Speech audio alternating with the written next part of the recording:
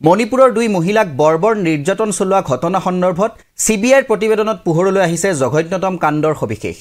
2023 চনৰ জুলাই মাহত এটা ভাইৰেল ভিডিঅ'ই সমগ্ৰ দেশ কঁপাই তোলে হেয়া আছিল মণিপুৰত সংঘটিত অন্যতম এক জঘন্য নিৰ্যাতন কাণ্ড দুগৰাকী নাৰীক ৰাজপথত এডল মানুহে নাঙত কৰি খুজ কঢ়াই আৰু যৌন নিৰ্যাতন চলায় এই সমগ্ৰ দৃশ্য বন্দী হৈছিল কেমেৰাত কিন্তু মণিপুৰত সেই সময়ত ইন্টাৰনেট বন্ধ থকাৰ বাবে বেছিভাগ মানুহে এই বিষয়ে গম পোৱা নাছিল কিন্তু যেতিয়া ইন্টাৰনেট ঘূৰি আহে আৰু ভিডিঅ'টো আপলোড কৰা হয় পলকতে সমগ্ৰ বিশ্বতে চাঞ্চল্যৰ সৃষ্টি কৰে এই সন্দৰ্ভত কেন্দ্ৰীয় তদন্তকাৰী সংস্থা অৰ্থাৎ CBIৰ চাৰ্জশ্বিটৰ পৰা পোহৰলৈ আহিছে কিদৰে সংঘটিত হৈছিল সেই বৰ্বৰ কাণ্ড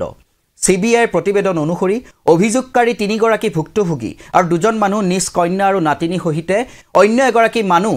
ভয়তে অৰণ্যৰ দিশে পলায়ন কৰে যেটো ভিৰৰ দলে তেওঁলোকক খেদি ফুৰিছিল সেই দলটোৱে তেওঁলোকৰ এটা পৰিয়ালক লুকাই থকা দেখি হাতত কুঠাৰ লৈ খেদি আহে আৰু ভাবুকি প্ৰদান কৰে তাৰ পাছতে লুকাই থকা সকলোকে পৃথক পৃথক গোটত ভাগ কৰি বিপৰীত দিশে লৈ যায় তাৰে এটা গোটত নাৰী দুগৰাকী আছিল প্ৰতিবেদন অনুসৰি খেদিফুৰা দলটোৰ দুই এজনে নাৰী দুগৰাকী গাঁওখনৰ পথতে ৰৈ থকা আৰক্ষীৰ গাড়ীখনলৈ যাবলৈ কয় যেনে তেনে দুইগৰাকীয়ে আহি আৰক্ষীৰ বাহনখনত উঠিবলৈও সক্ষম হয় চালক সহিতে দুগৰাকী আৰক্ষী গাড়ীখনৰ ভিতৰত থকাৰ বিপৰীতে ৩-৪ জন আৰক্ষী বাহিৰত ৰৈ আছিল গাড়ীখন চলাবলৈ অনুৰোধ কৰাত চালকজনে নিৰ্দয়ভাৱে চাবি নাই বুলি কয় মহিলা দুগৰাকী আক্ৰমণকাৰী দলটোৰ হাতত নিৰ্দয়ভাৱে প্ৰহৃত এগৰাকী মানুহৰ জীৱন ৰক্ষা কৰিবলৈ বাৰে বাৰে অনুৰোধ কৰাৰ পাছতো আৰক্ষীয়ে কোনো ধৰণৰ সহায় নকৰে আনহাতে CBIয়ে উল্লেখ কৰে যে হঠাৎ গাড়ীখন চলাই নি আৰক্ষীয়ে প্ৰায় 1000 মানুহৰ ভিৰৰ কাষতে গাড়ীখন ৰখাই দিয়ে আৰক্ষীৰ গাড়ীখনৰ ভিতৰত বহি থকা আনজন